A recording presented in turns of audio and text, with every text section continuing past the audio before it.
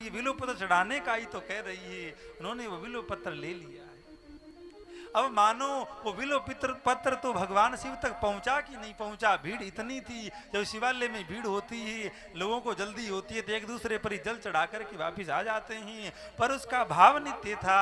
आज वो भाव में डूबी है। मेरे द्वारा चढ़ाया गया बिल्व पत्र भगवान शिव ने स्वीकार किया होगा और आज उसका शरीर छूटा है। और वो कहाँ, वो अपावन चंडाली और मरकर के वो साक्षात भगवान कैलाश के धाम में पार्वती की सखी बनी है। दिव्य देह उसने धारण करी है। और पूर्व जन्म में जो ब्राह्मणी थी और उस ब्राह्मणी का जो पति था वो ब्रह्म पिशाच हो गया था। पार्वती को जब उसने प्रार्थना करी तो उस पिशाच का भी प्रेत योनि से निवारण हुआ है। तो भगवान की कथा, भगवान शिव की कथा बार बार सुननी चाहिए, जो अनेकानेक प्रेतों का भी उद्धार करती है। और ये जगह भी वैसे प्रेतों की ही है।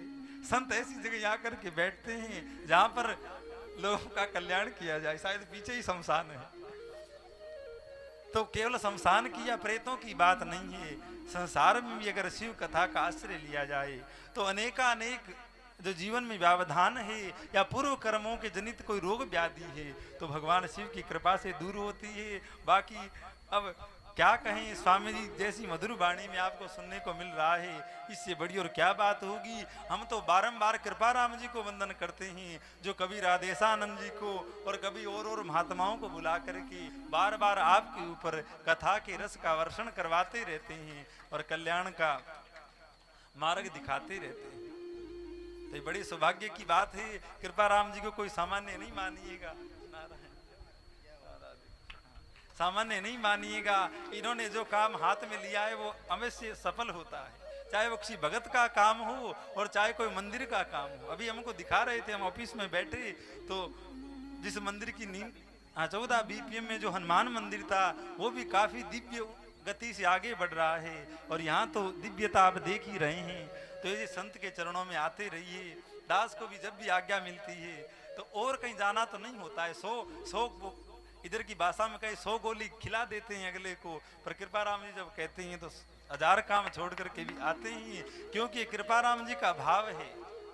अभी आप संत जिनका दर्शन कर रहे थे, ये भी दिव्य संत है, नोहर में विराजते हैं, ये भी हर कहीं नहीं दिखते हैं, पर ये कृपा राम जी का मंच ऐसा है जो महात्मा कहीं नहीं दिखते हैं। जो महात्मा कहीं नहीं दिखते हैं वो संत भी यहाँ आकर के सबको दर्शन दे देते हैं। अब दास के लिए भी लोग कहते हैं कि महाराज मिलता नहीं है, बाहर आता नहीं, अंदर ही बंद रहता है, पर वो महाराज यहाँ आकर के भी सबको दर्शन दे देता है। तो ज्यादा क्या कहें, बड़ी दिव्यता है। श्रावण का महीना है, कथा चल रही है, इससे बड़ी और क्या बात होगी।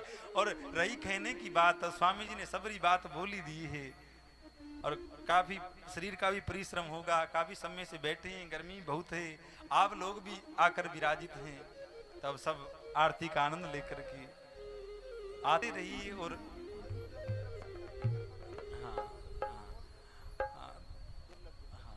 नारायण, तो वो तो कह रहे हैं कि जो संत कहीं नहीं दिखते हैं वो यहाँ दिखते हैं, तो कुछ न कुछ कृपा राम जी में होगा, कुछ न कुछ दिव्यता इनमें होगी, जो इतने बड़े बड़े संत अपना भजन माला पूजन छोड़ करके सब में निकाल कर यहाँ पहुंच रहे हैं। और स्वामी जी के लिए तो क्या कहें, उनकी तो बात ही अलग है, खूब प्रेम रखते हैं। दास की ऐसी कोई योग्यता नहीं है, कोई तपस्या नहीं है, कोई भजन नहीं है, पर संतों का स्वभाव रहता है दूसरे को बड़ा चढ़ा करके देखना, बड़ा चढ़ा करके कहना, तो ये तो इनका स्वभाव है। दास में ऐसी कोई योग्यता नहीं है। आप जैसे गृहस्थियों के यहाँ से रोटी मिल जाती है और सोने को आसन मिल जाता है, और क्या चाहिए। इतने संतों का आशीर्वाद है जो इतना ये प्रेम रखते हैं, इतना ही आदर मान देते हैं। इसी के साथ में संतों को प्रणाम। और आप सबके हृदय में